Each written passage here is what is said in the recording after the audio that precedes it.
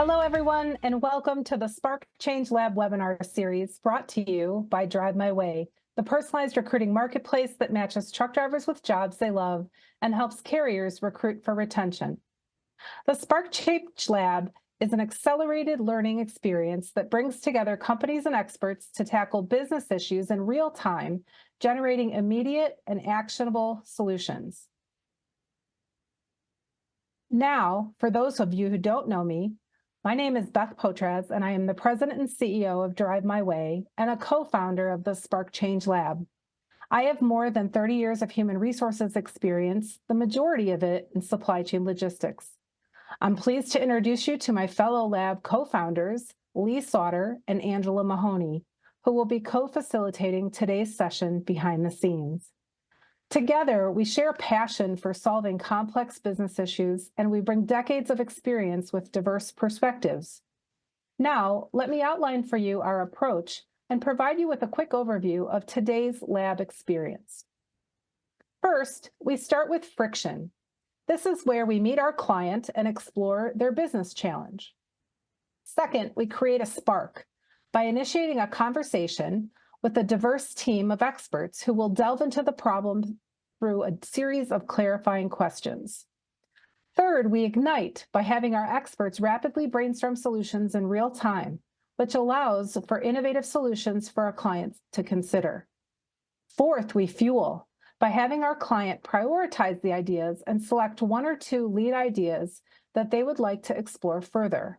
This part is actually very fast, and that's intentional. Finally, we act by going into a more in-depth discussion on how to best execute the one or two lead ideas. You will see that we will be spending the bulk of our time in Spark, Ignite, and Act. Why? Well, we've learned the importance of three things. First, simply asking questions and testing assumptions before jumping into a problem solving. Too often, organizations begin acting without fully understanding the problem itself. Second, allowing time to brainstorm without judgment, tapping into experts who have different perspectives and points of view produces better solutions. Third, taking it a step further by seeking advice from the experts on the how, pushing for that step-by-step detail around what it will take to bring each idea to life. This critical step is almost always ignored or cut short. This entire process is fast, it's engaging, and it's designed to bring change to life. As observers, you may be familiar with the challenges presented today, and some of you may have previously tackled similar challenges personally or professionally, or are currently facing them in your organization. We all know that there's no one-size-fits-all approach or any one perfect solution. Every individual brings an important perspective. There will be ample opportunity for all observers to participate in today's session. Without further delay, let's begin today's lab in a topic that is near and dear to all of us: supporting veterans' transition into meaningful careers in the transportation and supply chain industry. We are extremely excited to have this amazing team of experts here with us today. I am sure you will all agree that their commitment and dedication to this important topic is evident in their years of service, whether it be in the military or as a civilian. Please take time to connect with them on LinkedIn and learn more from their bios. Beginning in alphabetical order, I am pleased to introduce you to our panel of experts. Dan Donlon serves as a senior talent advisor at Indeed for military. He is committed to helping organizations create inclusive environments for veterans. U.S. Army Sergeant Sarah Lee is the founder and executive director at Waypoint Vets. She is dedicated to supporting veterans' career transitions and advocating for their needs. Matthew Mahoney is the executive vice president at Tunnel to Towers Foundation. He is passionate about building company cultures that actively support and integrate veterans into the workforce. U.S. Army officer Joe Marino is the executive director of Veterans Florida. Joe is dedicated to enacting policy and programs that advance military, veteran, and economic development opportunities. Former U.S. Army NCO Julian Purdy is the Deputy Assistant Secretary of Policy of Veterans Employment and Training Service in the United States Department of Labor. He is dedicated to creating solutions that better the lives and families of those heroes who serve our nation. And retired Army Colonel Adam Rocke is the president of client relations at Katie's Way. A well-known leader in military and veteran affairs, he is committed to helping veterans gain meaningful employment, continued education, and support for their overall health and well-being. We are honored to have each of you here with us today, and I want to thank you for generously sharing your time and your expertise with us. Last, but certainly not least, I am honored to introduce our client, our representative client of the day. U.S. Marine Corps Sergeant David Pike is the Director of Recruiting at NFI, a powerhouse in supply chain logistics. He has a passion for supporting veterans' transitions into meaningful careers in transportation and supply chain logistics. And David brings firsthand experience and insights to the table and is our spotlight client today. Now let's dive right in to our friction segment. David, NFI has been on this journey for quite some time. Can you please share with all of us some of the key challenges that NFI initially faced and continues to struggle with in supporting veterans' transitions into transportation and supply chain careers? Thank you, Beth, very much. And listen, before I jump right in, I want to thank everyone for being on this panel this afternoon, for the professionals and the talent that's out there to help us resolve some of these issues. But the friction, as you defined it, the problem that I think we face within the supply chain world in general, whether that's behind the wheel of a truck or whether it's on our docks or in any other capacity, there is a natural fit of skills between a veteran's experience, the soft skills that they've gained in the military, but they still will face significant challenges. And though they may not necessarily be veterans that have just left the service, but more often than not, it typically is. And we still struggle, I think, to identify what some of these challenges may be. So as a company, what I'm trying to figure out is how we can effectively address these challenges. How can we create a more supportive and understanding environment, and really better define what it means to be veteran ready? We hear that terminology often throughout our space. Everybody says we're very veteran friendly, but what does it really mean to truly define being veteran ready? And I think there's a lot of ambiguity. So when we look at these types of topics out there, we really want to face on some very specific resources and, what can we do as an employer to implement and really equip our veterans with the necessary skills that they need and the knowledge they need to be successful in navigating this transition into our workspace, the supply chain. How can we better train our leaders? How can we better train our managers that may not have that military acumen or understanding of what it means to be a veteran? How can we better train them to recognize maybe the challenges that aren't so prevalent on our face? I think all of us that have served can certainly attest that we will leave the service and generally put up a very good armor and, never really show our true feelings. And often that is something that is tough to break down as a veteran. And I can speak to that specifically. So how does a leader that is not a veteran better recognize that? How can we as an organization, as an industry, as a supply chain world, better foster a culture that really recognizes and values and leverages those unique strengths that the veterans do bring to us? So I do think those are some great topics to look at. What are the best practices that we can learn from other companies? Because I think we've got great things at NFI, but I'm sure there's other companies that have got great programs that they've learned. And I think that leads to my last one is how can we really establish a repository of where being veteran ready is defined? Where does it live? How does it become a living and breathing document that helps us as an industry go to and have that go-to resource to help us ensure that we are doing those things that are relevant, timely, and effective to make us a better and more veteran-ready organization? So I'm looking forward, Beth, to you and the panel today to being able to share some of this insight for us. Thanks, David. We're excited to get started. I know you talked a lot about the problem, and it actually is quite a multifaceted problem, right? We're really sort of dealing with the whole person transitioning. How do we equip those individuals themselves with the necessary skills when doing the transition? How do we help better train and prepare our leaders to help lead those veterans to enable their success? How can we foster that culture that's going to help them thrive in their new career? You mentioned the best practices. Certainly, there are a lot of different organizations out trying this. What can we learn from them? And then Yes. ultimately, what is that long-term support system?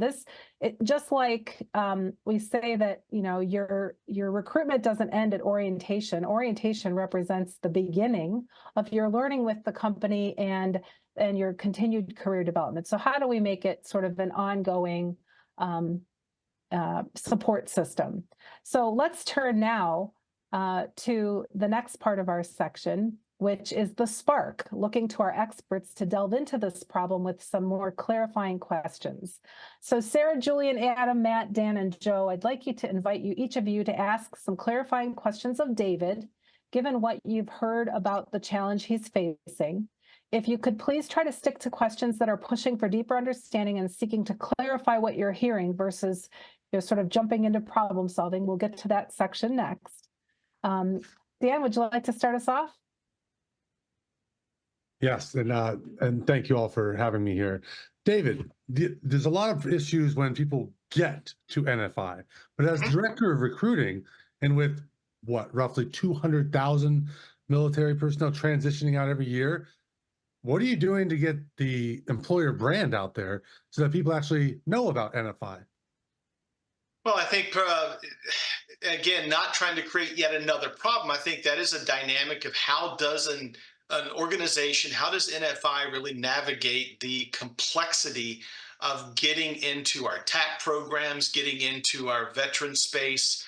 And I think that, probably warrants yet another Spark Change Lab, because that is a topic in and of itself, I believe, that we could spend hours on. Sarah, did you want to go ahead?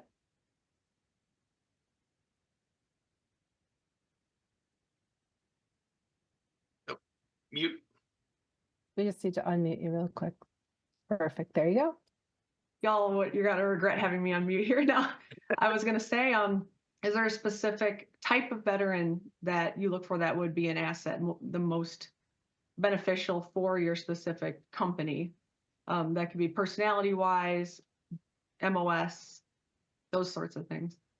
I think within the diversity of supply chain, Sarah, if you compare what all of the realms of jobs that exist in supply chain, I honestly think that it mirrors virtually every MOS out there, with some exceptions of maybe our aviation, but yet that still falls in supply chain when you look at our FedExes and UPSs that do run those type of air cargo operations. So broadly speaking, I don't think that there's an MOS within the service that can't really benefit from our industry. I really don't.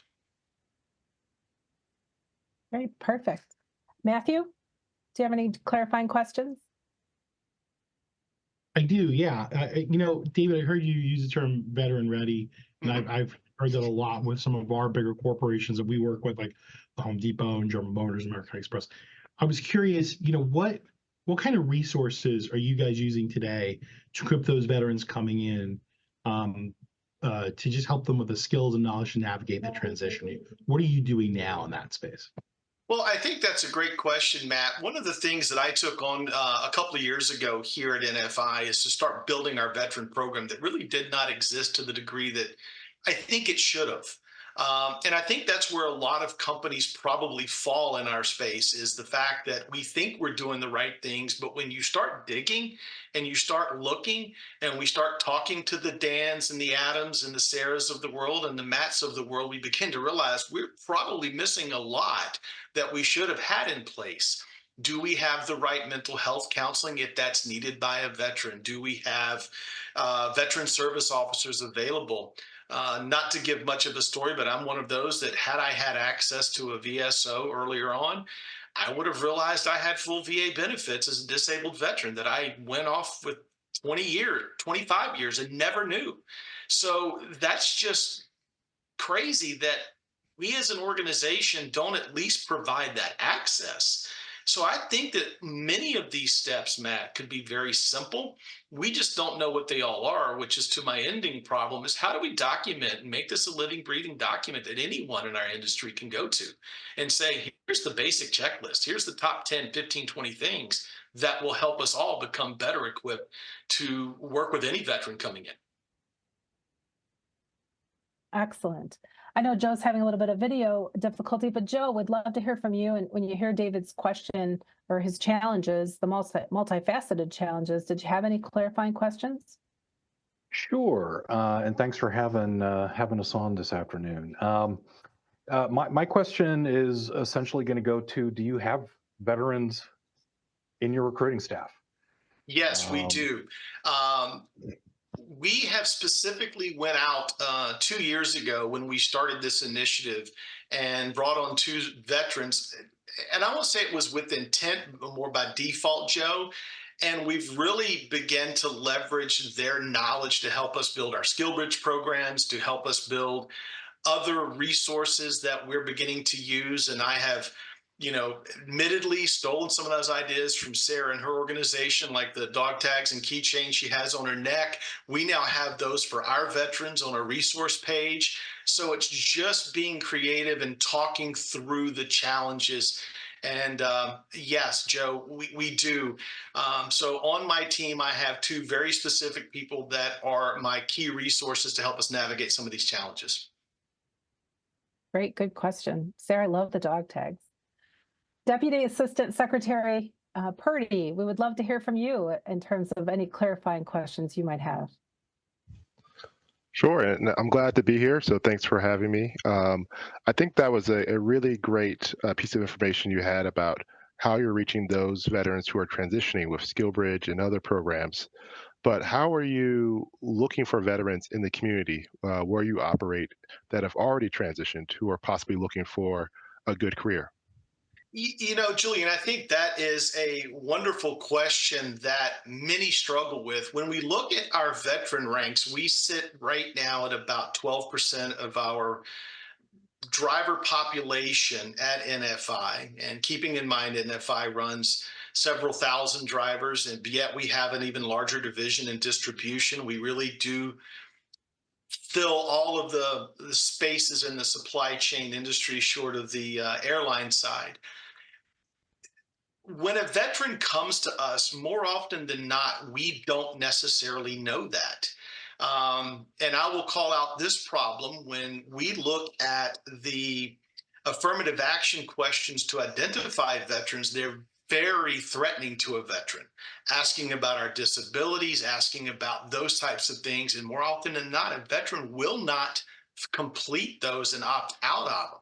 So I think more often than not, Julian, we are very blind to how many veterans actually exist in our midst because of that fact. Then tie that into the fact that many of our CDL drivers rely on their physical capability to be qualified to drive. They're even more reluctant to offer that feedback that they're a disabled veteran. So we have some inherent challenges, I think, even at the federal level that should be addressed. That maybe sparks from this environment that maybe even yourself can take to and have those discussions, because we do need to identify them. We do need to actively market to them. So we, on a very basic level, have a very robust campaign of marketing towards our veterans. But at the end of the day, it's difficult to be able to go out and find them. They tend to migrate to those companies that are going to be veteran friendly and veteran ready. And those that have put that out there in the branding world tend to know it, and they will migrate to those companies. And we see that pretty prevalent in this industry. That's a good point. It's difficult because you want to support folks, but you could also understand people's hesitancy. Yes. Adam, last but certainly not least, do you have any clarifying questions? Yeah, I sure do. Thanks, David, very much for exposing yourself and your company. to allow us to do a deep dive with you today. So Thank honored you. to be here.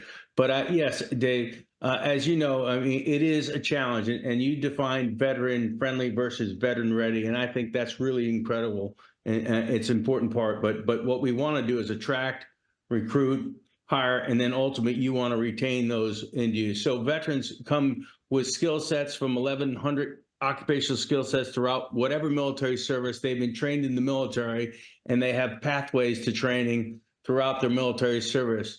You know, you're not just about drivers, you're about supply chain and logistics. Correct. So there's more than just drivers. So the question isn't necessarily about the CDL, but you can address the CDL training, maybe learning, getting your, CDL license. But do you have workforce development programs or apprenticeship programs, which feeds right back into DOL, if you will, but that you can inculcate those veterans into your organization and help them increase their credentials, certifications, as licensures for upward mobility throughout their career there?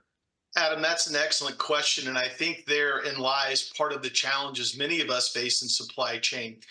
Yes, we are beginning to lay some of that foundation now. However, when we're dealing with folks in a different division or different companies that may not have that veteran background to understand the value, sometimes it's hard to change internal culture to adopt these types of programs. So I do think that that's a part of the solution we're going to need to consider long term is how do we bring a better awareness to a non-veteran leader, senior leaders of organizations that don't understand that value of what you're alluding to, because it's not a lot of work for us to put in place. It does take time, and it's not an overnight result, but it is an investment in our future as an individual veteran, but more importantly, as the success of our company long term. So fortunately, what I have been blessed with here at NFI is a group of leaders that are beginning to truly embrace that value you're alluding to and letting us take those baby steps to grow that internal awareness. But admittedly, we will, as I'm sure many others on this call and that hear this, do face those similar headwinds of where's the value, because it's not an immediate return of an investment. They don't necessarily see that, and we've got to educate them at that level. That's a good point, David, actually. So when we're really thinking about the next part of our segment, which would be the brainstorming piece, before we wrap this up, I will ask folks if they have any additional questions, but I think it is important to note that, where does this start in the organization will somewhat depend on, what you need to bring it to life. Oftentimes, I know some organizations, the effort starts very grassroots up. With a group of folks who have an affinity and want to make a difference. Sometimes it starts top down, particularly if leaders in the organizations are veterans themselves. But David, you bring up a good point. When there is a definite need, it's very clear, there is some interest in trying to tackle it. How do you speak to leadership and present the ROI on it? And everybody kind of teased out a lot of different items from, it sounds like today NFI has had quite a lot of effort in this area. You've got veterans that are recruiters. You have other resources for onboarding and helping with the development programs.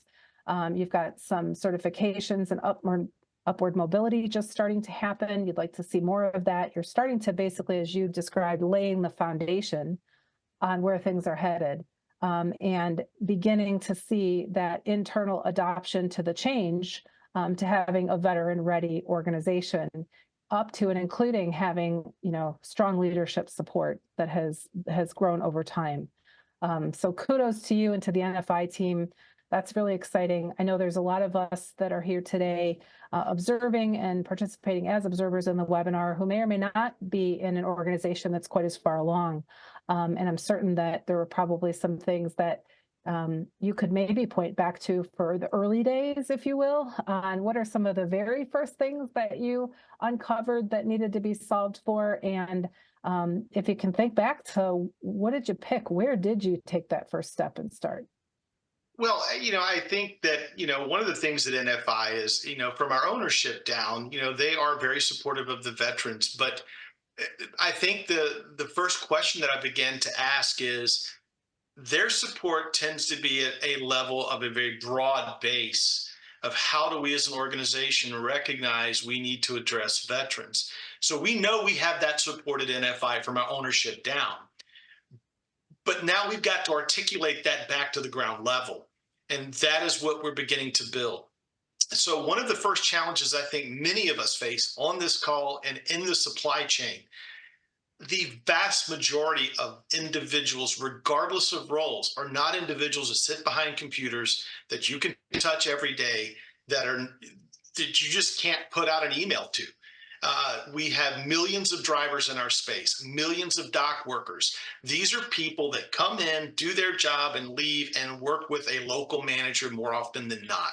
How do we engage that individual? So some of the things we've had to do is rethink that level of communication, rethink that level of engagement for them, and be able to make that awareness. So it's things like employee resources groups that we continue to promote and drive, I think are very helpful. But how do you reach those individuals? And more importantly, how do you let them know we've got their back? How do we let them know that we have resources like free mental health counseling when they come in at 4 o'clock in the morning, get in their truck, drive all day, come back, turn in the keys, and they go home and never experience that interaction with leadership necessarily because of the dynamics of their job. So that's one of the first things that we began to face is let's redefine how we have to communicate this, and we will figure that out, and we continue to evolve with that. That makes sense. Difficult to try to figure out ways those folks that are not centrally located can get engaged. Correct. And how to build that culture and the sense of community. Okay, does anybody, before we wrap up this section, does anybody have any additional final questions? No, we're good to go. Okay, fantastic. All right, now it's time to go into our Ignite session, having our panel of experts rapidly brainstorm solutions to this problem for David to consider. Before we begin, I want to help everyone keep in mind the key principles of brainstorming. There are no wrong ideas, thoughts, or suggestions. Just have you each describe your idea at a really high level without critique or judgment. Again, don't even second guess it yourself. If the idea pops to mind, don't even judge it yourself. Just throw it out there. During the brainstorming session, all of us as participants and observers are going to see your ideas being captured live on the screen, and then we'll review them together in the end. So what we're going to do is we'll go around and get started, having you each take a turn sharing your solutions to this problem. And we'll go kind of in the alphabetical order that we started with introductions. I'll start with Dan, then move to Sarah, Matthew, Joe, Julian, and Adam. Dan, can you kick us off?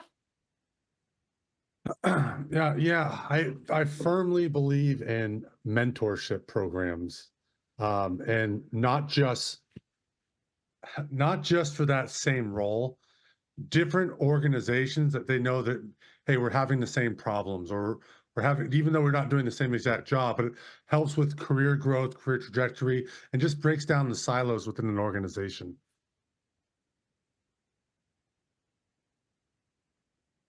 Okay, I don't know if each one of you want to go with as many solutions as you have, and then we can just rotate versus just passing the baton after each one.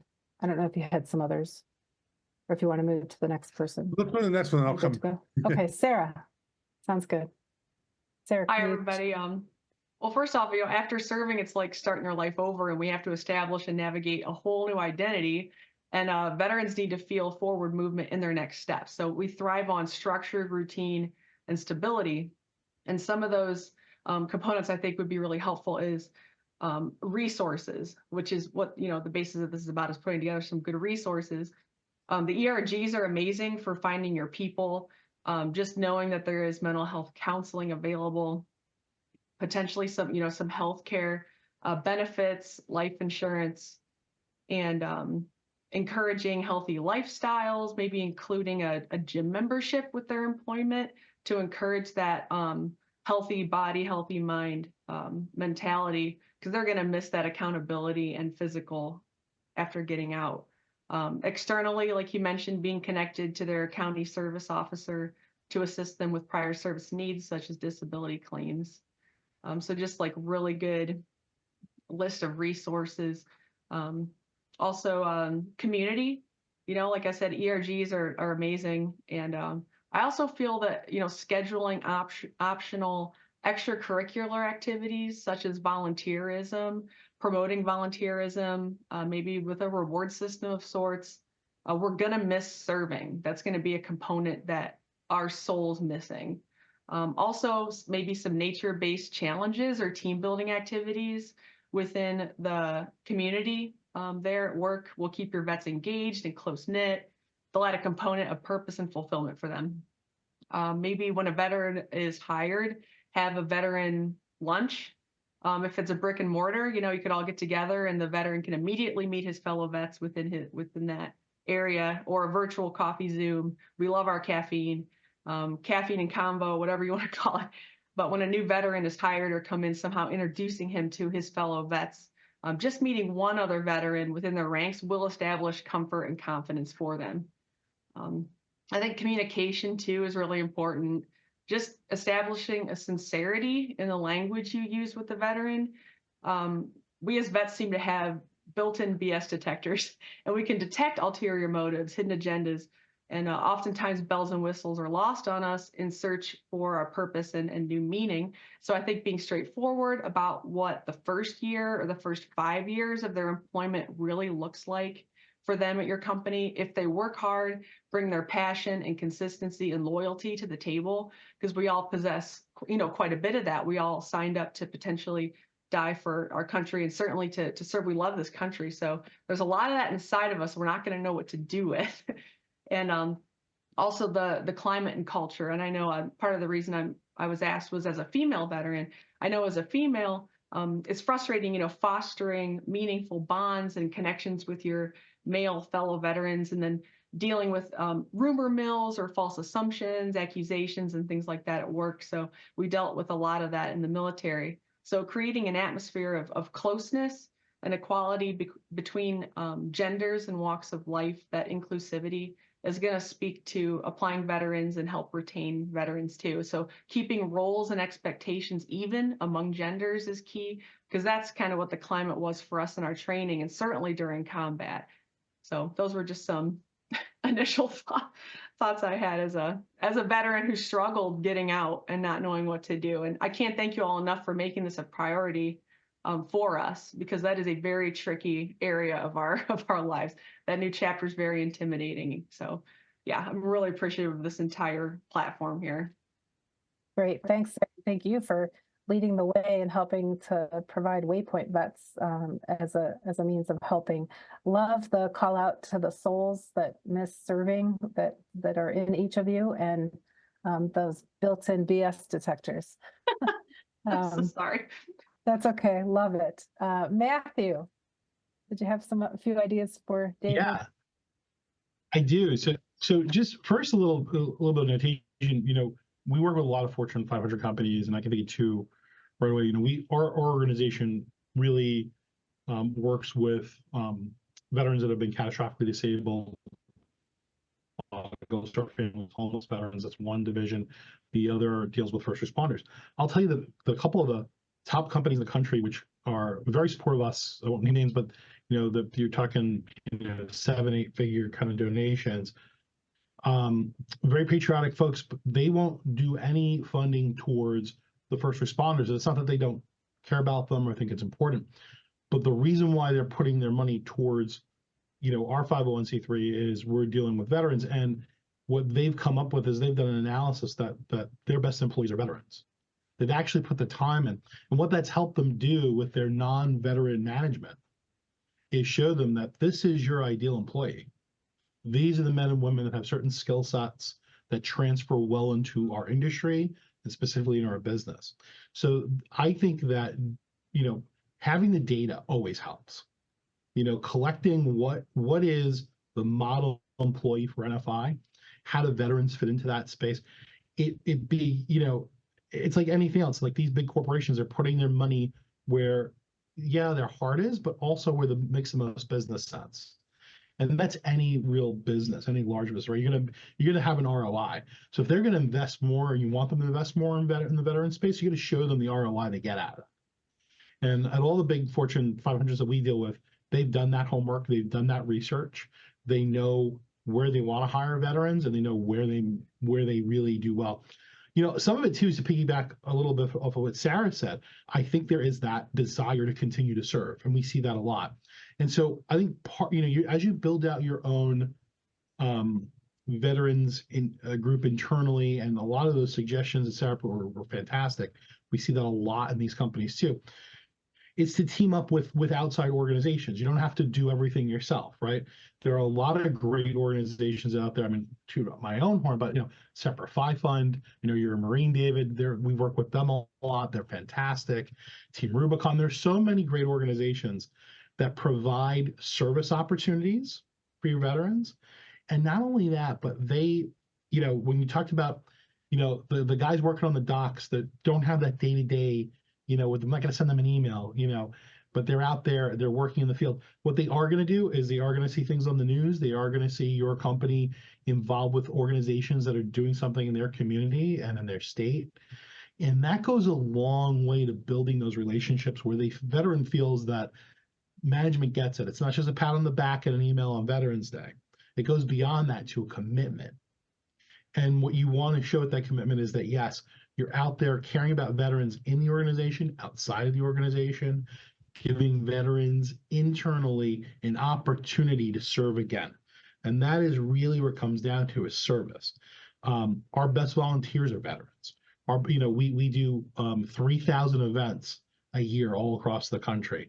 And I would say probably 80% of those are pushed forward by veterans, right? In some way, shape, or form. They are engaged with it. They jump at the opportunity to do something, to share those stories, to meet other veterans. So I think that, by letting this be data-driven as much as possible, you have a lot of anecdotal data, we all do. But, when I think to myself about logistics and supply chain, we talked about that a little bit earlier. Dan might have brought it up. There are so many MOSs that fit into that. There's so many things that are touched through the military background, which lend themselves to being an excellent employee in those areas. And you have to find a way to quantify that data so that it really goes throughout the entire organization, all the leadership, veteran, non-veteran alike, that they understand who their model employees are. Good point. Great point, Matt. Okay, Joe, did you have a few ideas for David to solve the problem? Thanks again. Sure. Yeah, I think one of the things is mission. Know your company's mission, and make sure the veterans know it. I mean, everybody joined the military for a different reason, but everybody knew what the mission was. So I think having that front and center as part of their onboarding is very important. And prior to onboarding, I really think it really comes down to veterans know veterans. And if a company does not have a veteran recruiter on staff, or two, depending on their size, then it's all just feel-goodism, because ultimately a veteran's going to know the difference between a Navy logistician or an Army logistician or a Marine Corps logistician, if they have them, versus Air Force. They're all different. They all use different tools. And I think also, understanding that there's always a disconnect. I see it all the time with employers that really want to get something going. Whether it's from the CEO level down or from the hiring the HR people. There's some flag waving. We want to hire veterans and everyone's great and all that, but then there's always a disconnect, and the disconnect sometimes is at the hiring manager, when the HR person the recruiter is moving the veteran to the hiring manager. Now the hiring manager needs to know what this person brings to the table as a veteran. Yes, I think Adam had mentioned it before. there's going to likely be some gaps in their industry training that maybe the employer may need to help fill through local tech colleges or community colleges so they can get particular industry certification. Or maybe they already have the skills and just need to get the certification. So I think understanding that as well, what their skills that they're already bringing to the table. So you almost need a veteran advocate in your recruiting shop. Someone who's going to understand when that paper comes in, and by paper I mean resume. What does it mean?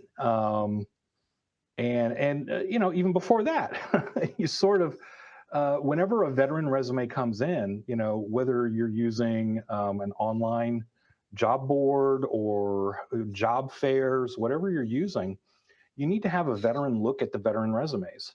And what tends to happen a lot is a recruiter may go onto a website and do a resume search, and they're using keywords based on, let's say their database is, ABCDF, right?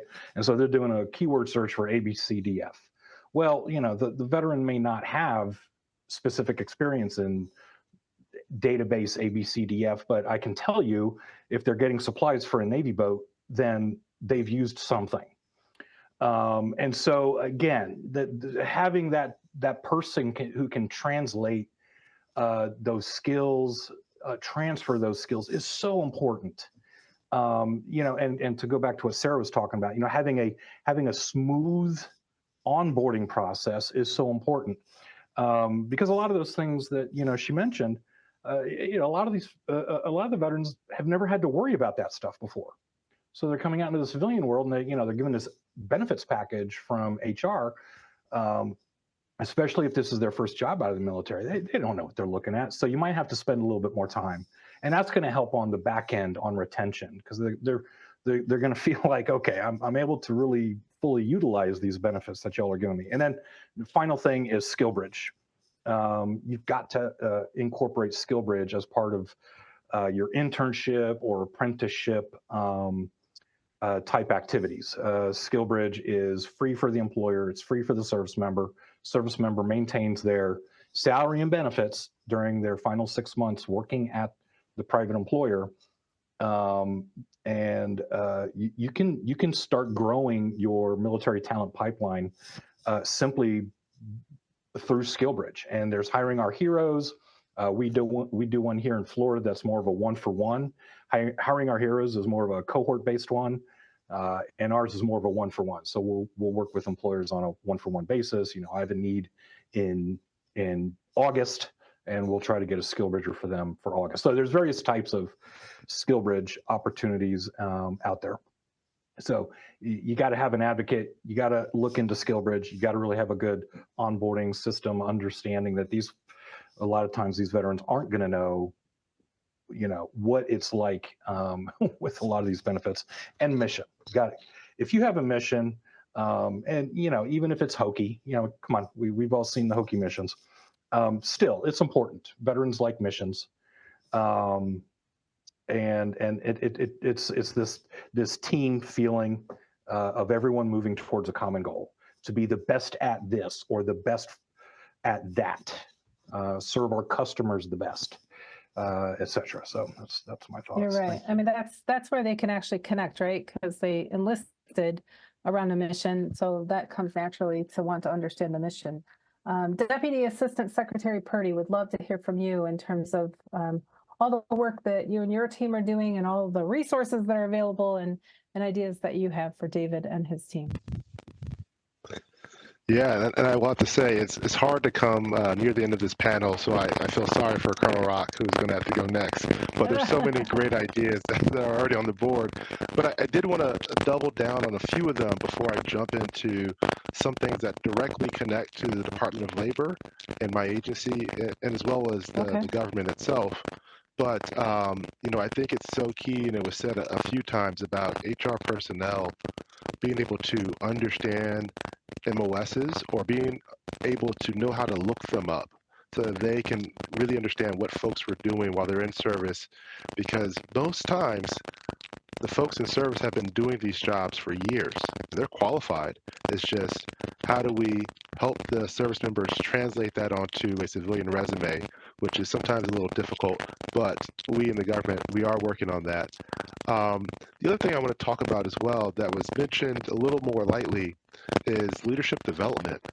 When folks come in, and Sarah mentioned this, there's an upward trajectory that folks are looking for. People want to continuously grow their career, take on new tasks, and challenge themselves.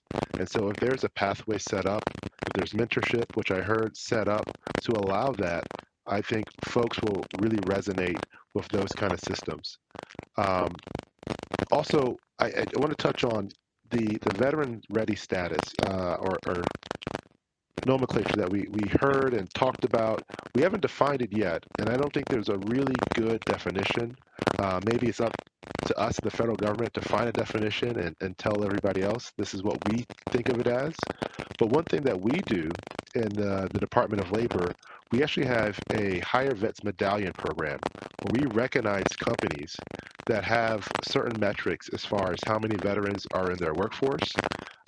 Do they have employee research groups and affinity groups that are catered towards veterans? And then what we do is we have an annual award ceremony for all those recipients. We have partnered with the National Association of State Workforce Agencies to then list all of those employers who won the medallion program on their National Labor Exchange website. So veterans who are looking for a veteran-friendly company, they can go to that, specifically hit a filter, and will find all the recipient winners and all of those jobs that are at those companies. So that is a shameless plug for this program that I help administer. However, that is a great way how we can recognize companies who are doing more to really support veterans in the workplace and are taking an active approach at it.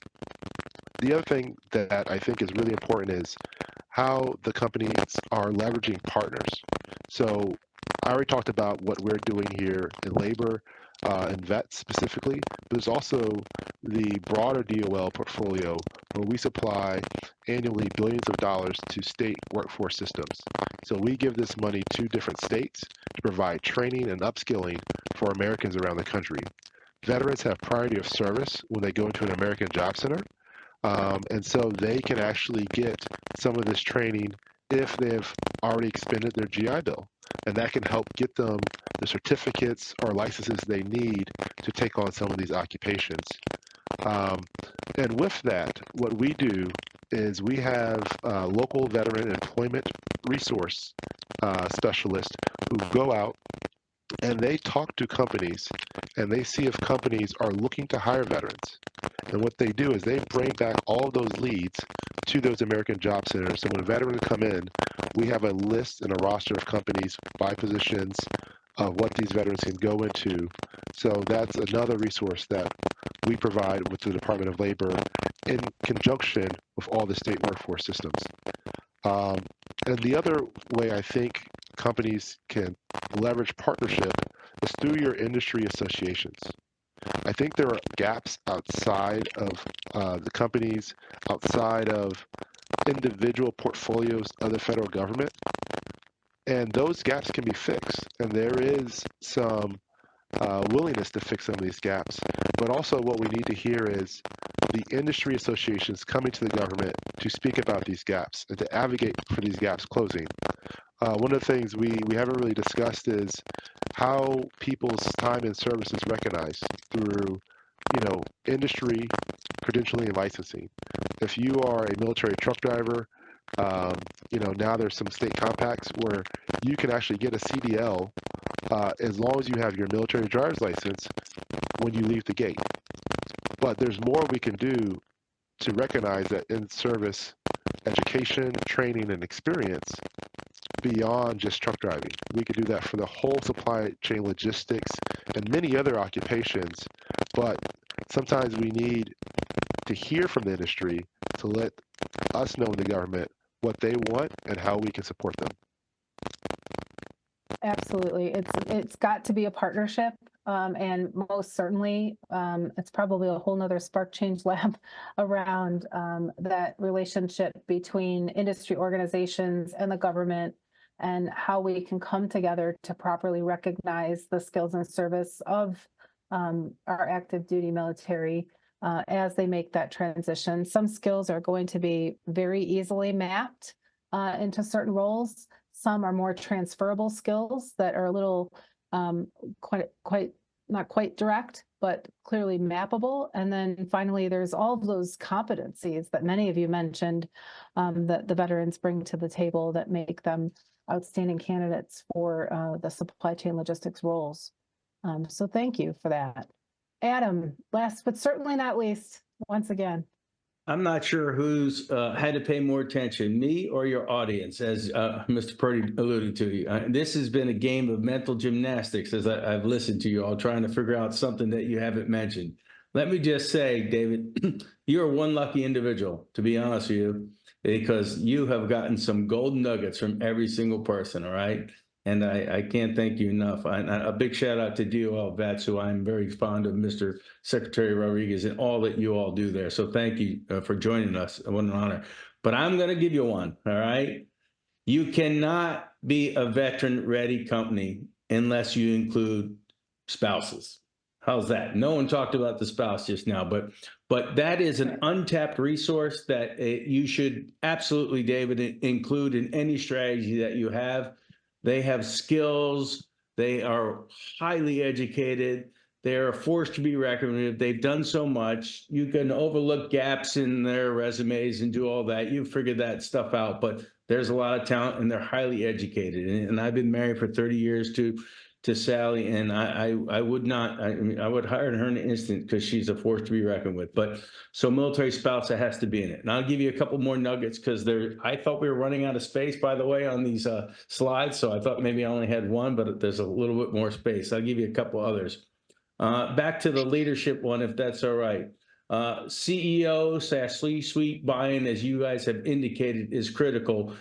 Depends what size your organization is, but for NFI, it's a rather large company, and a commitment from the CEO saying, I want to hire this many, that sounds good, and that is important, but then it has to be an enterprise solution to execute to get to that, right? It has to be within all the lines of business. And I can attest, though, David, having worked with you and Jamie and NFI over the years, that it is. As a matter of fact, for an example, for all those listening, NFI started a number of years ago, and they wanted to enter into the corporate fellowship program, and they wanted to hire a few, and they ultimately, on their very first go around, they hired 12.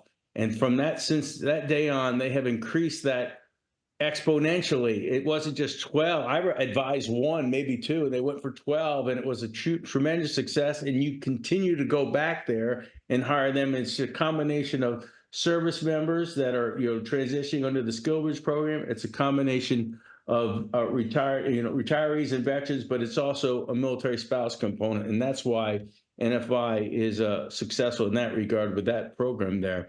So the commitment is critical. It was alluded to a little bit ago about the HR. Obviously, everyone said you got to hire somebody like yourself who understands military jargon and can read those resumes, probably a military, veteran or retiree or somebody of that nature for that. But all the HR folks and hiring managers, talent acquisition need to understand that too.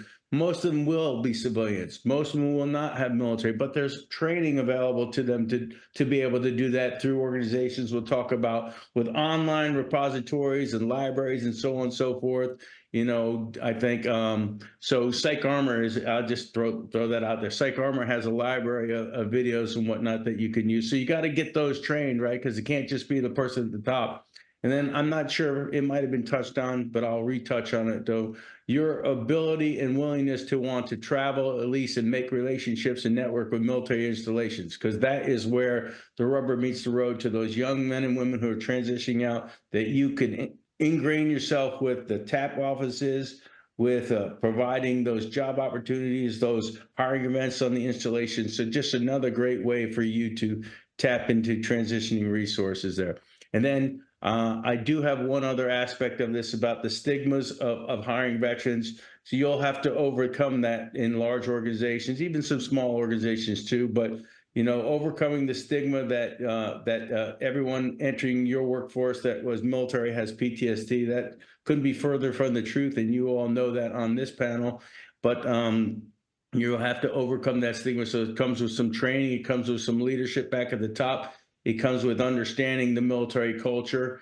And it comes with understanding that when people do self-admit and say that they have an issue, that you have a program that can address that issue. And that way you won't just hire the veteran or the military spouse. That way you'll retain that veteran military spouse and they'll have a fulfilling career. So those are just a couple of things that I was able to carve out of all the great nuggets that you all gave already. So thank you. Thanks, Adam. That was great. And that was spot on. This is such a multifaceted problem, and we could probably do one of these a week for the next 52 weeks and still not able to give it adequate time. But I think that this is an important first step, a very bold first step in having the outright conversation with the veterans in the room, with industry organizations in the room, and with all of the not-for-profit and government groups that are working so hard to help work together to solve the problem. So that concludes our brainstorming part of our session. David, this is a pretty incredible list of solutions and certainly a lot to absorb. And I understand those mental gymnastics. Adam was doing the same myself. So now I'd like to work with David to begin to process these. But before we start that piece, I'd like to invite our audience of observers to please answer the question that we've posted in the chat below. This is going to allow us to gather your personal thoughts while David and I work through the list. The question that we'd like you to answer is, tell us which solution is the best fit for your organization.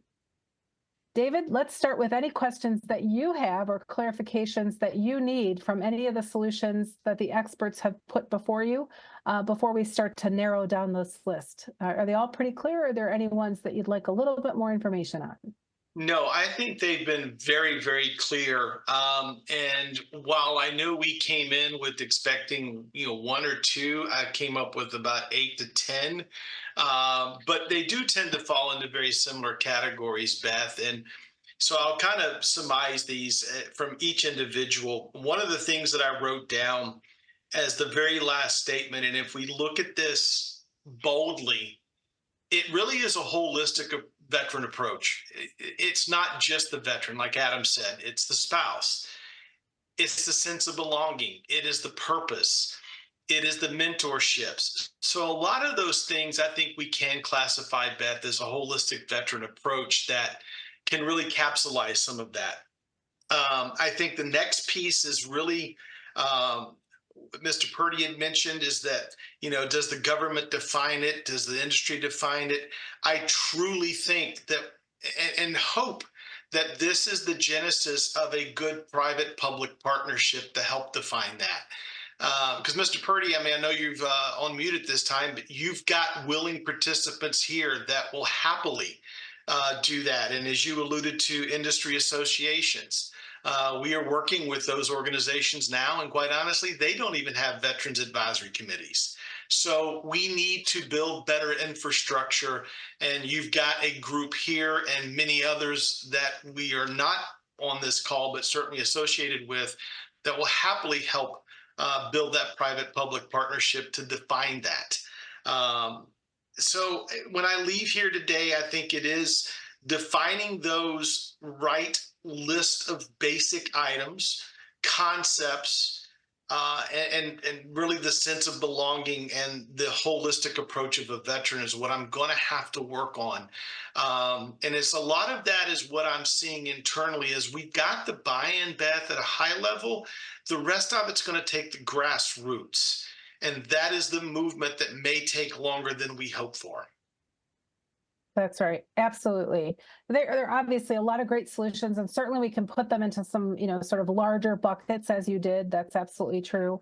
When we think about the larger buckets, though, sometimes it gets to feel like we're trying to boil the ocean. So if you were able to kind of zero in and pick two that were your sort of top two that you want to explore so that we can narrow it down and consider them more deeply in terms of how do you start taking some action to make those a reality. thinking through things like which ones do you think have the highest potential or the impact on addressing your challenge? Or which ones do you feel that there are a close fit or alignment with NFI's mission, vision, and values? And then ultimately, which ones do you think will probably be a better fit with NFI's culture? So thinking through those things by way of evaluation criteria, are you able to just point out a minimum of one, ideally two top ideas that you want to delve into a bit further? Yeah, and they still are kind of the same. I think the sense of belonging and mentorships really support the same initiative. The mentorships is just infrastructure, generally not a cost associated with it, but I think it does solve some of the other ones like sense of belonging. I do think that the education and training of our leaders and developing those leaders falls in part of where we need that assistance at the higher levels from the industry associations and the government potentially is where is that material? What is out there to be taught to our leaders? Where is some of this, as Adam mentioned, the proof sources to help clear up some of the misconceptions about a veteran's baggage? So I think that those two are the ones that I lean on the most, is that sense of belonging, mentorship, grassroots, let's build it. And then where can we go as a repository of the resources to help us find the other answers? Good point. No, I think those are two great ones to start with, the sense of belonging and via mentorship, and then the education and training of our leaders, because those are two pretty powerful ones, both directed, one toward the veteran themselves and one toward the sort of support that they're getting from upper level leadership. Correct. So we will delve into that in just a second. I want to make sure we give some adequate time to the folks that are participating in our audience as observers to be able to go into the chat and answer the question that we posed. We've got a couple here on how would you suggest utilizing orientation, which can often take 2 to 3 days in trucking to promote and foster veteran ready. And that's one of the questions we've gotten so far. And I'm sure we're going to get lots of others sort of chiming in terms of which of these ideas would be the best fit for their organization. So we'll circle back to that question with an answer. But without further ado, we'll go into our final and perhaps most important segment, which is where we're going to act by going into more in-depth discussion on how to best execute each of these two lead ideas. And we'll be again, looking to the experts to help David define how to go about implementing these. So thinking about the sense of belonging and mentorship program and the education and training of leaders, where do you think he should start? What steps should he consider? What resources should he plan for? Who should he engage in both internally as well as externally? And are there any other considerations that he should keep in mind? If you could be as specific and prescriptive as possible in this section, the goal for us would be for David to literally take away an action plan to each of these two great solutions so that he could go home and get started. I'm going to ask Deputy Assistant Secretary Purdy to weigh in first. Okay, I think I'm having a little trouble with my video, so I'll just talk and maybe it'll come back on later. But yeah, and so I think when we're talking about educating internal leaders, I think the government has a lot of those resources. If we're looking at data around veterans in the workplace in regards to numbers from BLS, so the Bureau of Labor Statistics, on how long veterans stay in a particular workplace, how veterans advance in that workplace, we could provide that data to show companies that veterans are a good investment. Another thing we have to talk about is that veterans have already been a great investment for the federal government because the DoD has put in hundreds of thousands of dollars in training all of these veterans and service members. So all the training that they previously had, that saves the companies tremendous amount of money on getting folks up to speed. So you have less of a time to get people ready to go. But then also that couples along all the soft skills that veterans bring to the table. So we may not have documentation on all the soft skills. I think all the folks on the panel here, we could talk about it We know what those are, but we can always put something together in the Department of Labor to show that. And I will say this to the folks here that we are looking forward to working together. And as folks need some of this material and we have access to this data, we'll be happy to put this on paper for folks. Awesome. Perfect. Thank I you. did want to make the statement. So I know all of you have talked about so many different, literally thousands of resources that are available. And we're going to try our best to get all of those listed from you so that we can include them post this live webinar. It'll be recorded as well, and we'll put it out for those folks to consume, because I know it's a bit probably stressful for the observers to be trying to capture all of the great resources that we've been citing throughout the afternoon. So thank you for that. Do we want to move ahead with you, Adam? All right. At least I'm not last. Well, Thank that's goodness. what I wanted to change it up. You did a great job. Let me just tell you, lots of continued great information. Let's start with the left side then on some mentorship thing, because it was stated already by somebody, but a mentorship is so critical, especially for those transitioning out. So I tell people you need two types of mentors at least. You need a professional mentor, which could be somebody like you all on this panel here who's been in the industry, can help you talk about the industry, the type of education you need, what it's like, so on and so forth. You also need a personal mentor like my wife or whatnot that allows that transitioning service member to get down to reality of where you need to be, how much money you need to make, right, to sustain your living, and where it is you want to go, right? So, and that plays into the companies and your ability to locate those folks. But mentorship is absolutely important. But the mentors, what great mentors for you, David, at NFI, obviously the veterans. But if you can't locate the veterans, right, you start with that ERG, the Employee Resource Group, who have self-identified that they're either a veteran, they're a patriot, they're a military spouse. I'm sure your veterans ERGs, it might have been mentioned, are all inclusive, right? It's just not about a veteran, it's about the community. And that's a great place for you to start with some sort of mentorship, especially as I'm trying to decide whether I want to come to your business or not. And then when you onboard them, continue with that mentorship. There are great programs out there like American Corporate Partners and Veterati and ETS sponsorship, to name three of them, right? And I'm always available, like I think every veteran is, to be a mentor of some sort.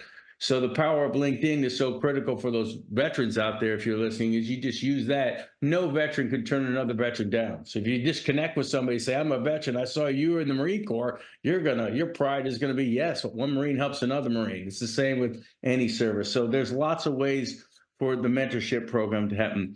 I will go back over to the leadership side here for a second, and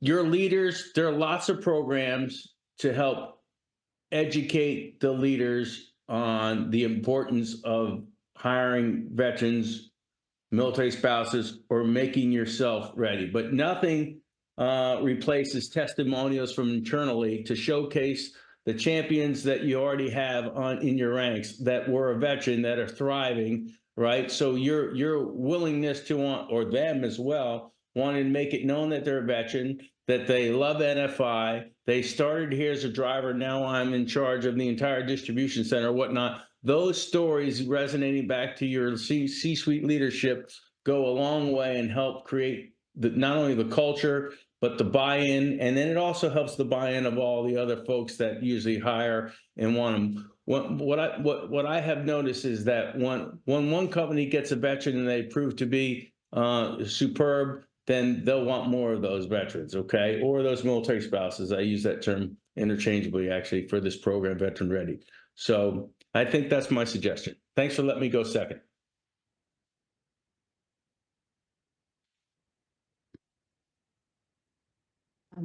I'm muted. Sorry about that. So Dan, can we pass it to you? Yes, and I will start on the left side with mentorship, because we just relaunched our mentorship program. One of the most important things was asking for volunteers, but having a plan even before you started. Like, this is still company time. So setting expectations out, is it an hour a week, a month, a quarter? What are the desired outcomes? And almost training the mentors before they just jump into the mentees.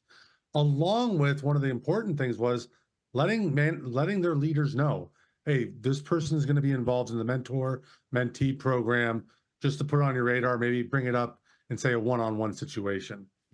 On the right side, for educating internal leadership, I think brevity is key. How is this going to impact them? How does this tie to other programs?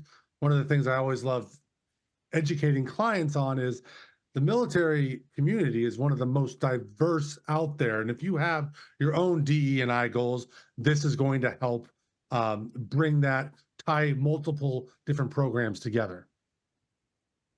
Absolutely. That was great. Thank you, Dan. Okay, Jim. I'm Jim. Joe, sorry. Joe, would you like to chime in? Good afternoon I can't again. see your Thank you. video, Yes, so this is Joe. I lost you there for a second. Was Camera's reading still a not working, comment so from that's someone all else right. named Jim. Okay. I'm the voice from the dark screen. Okay. All right, so yeah, I guess we'll start on left side first also here. I just kind of, mentorship's a great idea, obviously. And I almost think that it should almost be, the way I look at it is, look, if the veterans inspired it, it should be open to everybody. Because there could be some, young leaders as well that are not veterans among the population of your employees. And, if they see someone who's maybe been there, several years less than they have been, there could be issues with, it's a strong word, but resentment.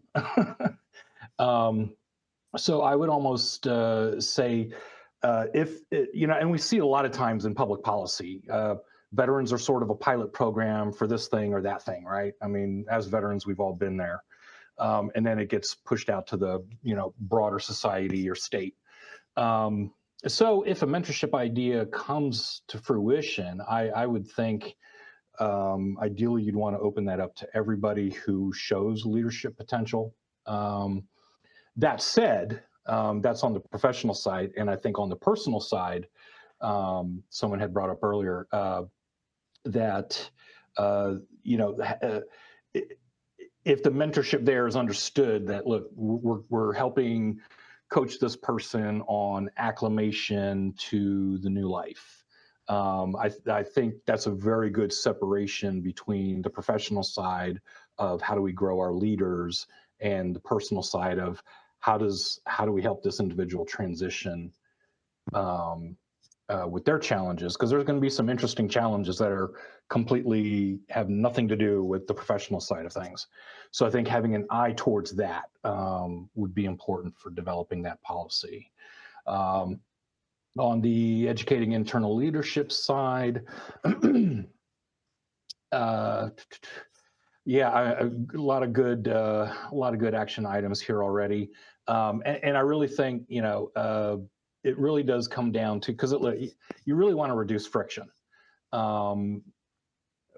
One of the easiest ways to reduce friction is have that veteran advocate in recruiting, because we know recruiting is not it's not usually the end game for people in HR. So someone, and a lot of resources can be spent getting a particular HR person who's not a veteran trained, which is great. That's important. But realize that person eventually is going to get into the benefits administration side of things, or talent development, looking more at the 50,000 foot view. So, as far as making it happen on the ground, I think it's still very important to make sure that there is a veteran advocate, whatever job title you call it or whatever their duties are, but they're sort of the liaison between, look, I found a veteran recruit for you, and they work with and they work with the hiring managers as well. Because again, that's where a lot of the breakpoints can occur. For employers that don't have that issue, that's very good, and they're lucky and blessed. More oftentimes, you're going to see there's a break. So to have someone there, ready on site to say, "Oh, well, no, you misread this on their resume," or "No, they really did do that." I think is still very important. Absolutely. You want to make sure that you're able to have somebody help you connect some of those dots for sure. Okay, thank you for that. Why don't we go on ahead and have Matthew weigh in on some action items? I'm so glad I'm not last, because there are so many good ideas here already that, it's like, oh my gosh, we're really filling the space with really great content. So two things. One that I've seen throughout my dealing with major corporations is when you talk about mentorship, if it's at all possible to have that at the C-suite level, that engages employees like no one else. We talked before about the veterans lunch or this or that. If you have someone at the C-suite, whether they're a veteran or not, that champions this program, champions this effort, you get so much more buy-in, where folks will want to meet with them and sit with, whether it's your COO or your CAO, it could be your CIO, it doesn't matter. That C-suite level participation, I found it so difficult when we're dealing with large organizations and someone at the C-suite is not the mentor, not the champion of the ERG. So you have that in there. It does a world of good in attracting others to the mentorship program, attracting them to the overall in the program. And then in terms of educating internal leadership, I would say, lean on NGOs and other organizations. Everyone is willing to share their stories with you, what's worked and the challenges they've seen. I mentioned a couple of large organizations that will only pivot because it's data driven and it's an ROI, and that's how they boil that into their leadership. There are others that it is a sense of patriotism and activism that does that. There are others that just don't see, if it doesn't fit what they're doing. I worked at an environmental company where like, this is great, we love our veterans, but if it has nothing to do with the environment, so we really don't want to have anything to do with it. Breaking through and showing, for example, in that particular organization, it was your labor division, which was 3,000 strong.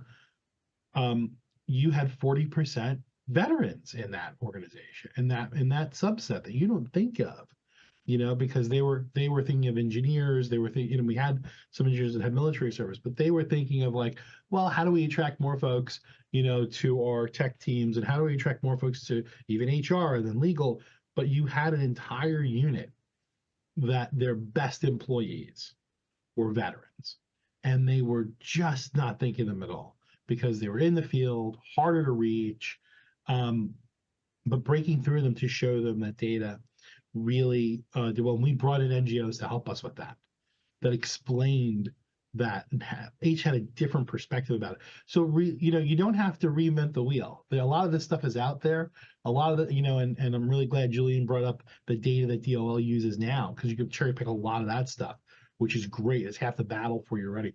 So I think relying on NGOs, relying on organizations that look at this and have that experience, that'll help you with educating your leadership moving forward. Absolutely. And I think the data is important. I think, especially when you look at transportation and supply chain logistics as an industry, because there are so many direct correlations with the hard skills, the transferable skills, and even the competencies or the soft skills, as you mentioned. I think folks would be surprised at the percentage of representation within those industries that are actually veterans across, I would imagine, many different disciplines and roles. So it's a great fit. Last but certainly not least, Sarah. Sarah, I love that your last actually kind of made you last on purpose, because we talk a little bit about the balance between trying to help somebody make that transition on the career side, which is of course important. And we mentioned mentoring. We're mentioning how do we give them the support system through leaders that are getting developed on how to best lead and educate veterans. But you often talk about that personal transition and sort of being catapulted into civilian life and so many of the things that folks don't think about or consider, just in terms of basically getting your bearings and getting back into what is your now new routine. So thought you could help out in giving us some great examples on where David could get started there. Yes, and no pressure with going last, of course. I'm almost a diamond. But yes, we're basically, I mean, we're pretty much yeeted out of this environment into this whole other world. And I just had a couple, because several ideas that were mentioned were in my mind. I just had a couple remaining, really, that these are amazing. For the mentorship, perhaps select a veteran employee sponsor of sorts to the new veteran hire, like a peer-to-peer, one-on-one push for a more intimate relationship and camaraderie. And I think they'll maybe blossom a little more socially if they do have some social hesitations or anything like that, or anxiety, to have a one-on-one with a vet first, and then just kind of get their bearings.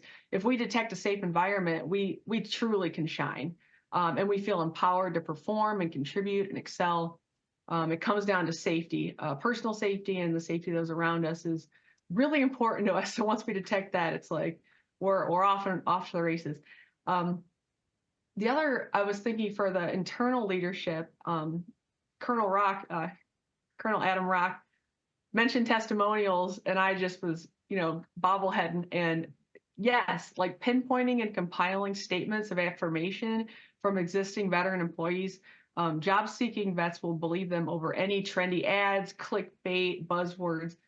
It's just that will speak to them, to hear it from existing veteran employees for sure. And then honing in on their individual strengths and interpersonal skills, personal skill sets, assigning them roles that play most seamlessly into those strengths. And also, tackling those stigmas. I struggled getting hired after getting out, despite degrees, military service, and job experience. I think some of it might have had to do with those stigmas, and this was in 2009, 2010. And I don't believe things like this really existed, where all these amazing executives that are on this call or participating come together and rally behind us to make our future brighter and more possible and seamless for us, and tackling those stigmas, reducing both the intimidation factor for the leadership and also the pedestal mentality, which we don't want for ourselves. Our heroes are no longer with us. We just want to contribute. And feel like this life still has meaning, and we want to, feel like we're living on behalf of those that have died on our behalf. So that that relationship between the leadership and the new hire feels more natural, and both parties can have a more productive and healthy dynamic. Those are my thoughts. That's fantastic. And I'm just going to refer back to a previous conversation that we sort of all had when we were talking about the importance of this idea or this challenge.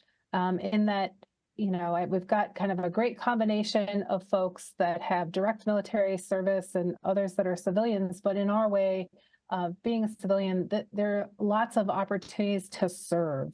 So getting involved, getting engaged, asking these questions, participating in these organizations and these volunteer activities that are being offered, and helping to be a champion within your organization are all certainly ways that everybody, even the observers in the audience, can participate as well.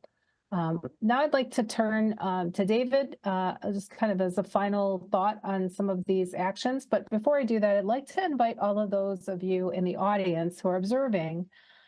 I'm sure many of us have lots of experience, what's worked, what hasn't. And of course, some of that's in the context of the environment that you're working in. But would love to hear from those of you in the audience that could please share any advice that you have for David as he brings the solution to NFI. And we'll be certainly happy to share that with him, and we'll share it with all those who have participated today, along with all of the set of resources that everyone's spoken to, so people can take this as a quick way to not feel like they're paralyzed anymore on this huge problem. We've broken it down a bit and given you some ideas for how to actually take that first step and get started. So David, just kind of turning things back to you in terms of these two action plans, any other clarifying questions or things that you have to ask of each of the experts, and where is it pretty clear on what you would need to do to get started? No, very much so. And thank you for everyone. I did want to, Julian, I know you had popped your hand up. Did you have a comment before I wanted to kind of give my summation? Yeah, I just want to do Oh, sorry, one Julian. last shameless plug for my agency. So I popped in a couple websites in the chat. So one is for our Hire a Veteran web page that we have, which provides a list of resources for employers. And I also put a direct link for our guide to hiring veterans, which actually, believe it or not, talks about a lot of the things that we talked about on this call. So if you want a deeper dive, I think obviously this conversation, all the folks here are a great start, but there's also a list of outreach coordinators, our regional veteran employment coordinators on the webpage as well. So if any specific company has specific questions for my agency, you can reach out to our people directly. Fantastic. We'll absolutely put the contact information in there, and it's a lot for folks to absorb, but the good news is that there are a lot of resources already available, and it sounds like we'll all agree there's some more work to do on how we could be collaborating together to continue to build those out in terms of skill mapping, et cetera, and making, as you mentioned, us have like a more direct way to have industry recognize the skills and service of our veterans and how that translates into potential careers. So that's fantastic. Beth, I think to kind of give my summation that resonates with me, and it's one of Sarah's last comments. While we may smile and grin when we hear about our BS detectors and things of that nature, the reality is veterans will recognize a safe space. More importantly, that's what I will walk away with from today is we have to create that safe space for our veterans. We have to provide the resources that we all are going to need to learn about. And I think more importantly to all of that is groups like this are going to have to continue to help those of us that need that direction. This is not a venture any one individual or one company can go at it by itself. It is a community. It is a brotherhood and sisterhood, just like those of us that served are. We have to stick together and we have to learn from each other those best practices that exist within all of our companies and be open to share those. And that goes back to that repository. I may know you, I may know Dan, I may know Sarah, but how about the 50 or 100 others that have great ideas that I don't know about? That's where we need to start having these conversations, creating these forums, and creating that safe space. When we do that, we will win. So well said. So well said. I want to thank all of you for joining today. Want to let you know if you would like to participate as a client in our next lab or have the lab come to your organization or conference or participate as one of our future expert panelists. You can find out more about all of that by going to our website, sparkchangelab.com, or emailing us at hello@sparkchangelab.com. Big thank you today, sincerely to David and to all of our experts for your candor and expertise today. Certainly an incredibly important conversation and super excited to put it out there in a bold way and definitely want to continue to keep it going. Couldn't have asked for a better kickoff to the Spark Change Lab. See you next time.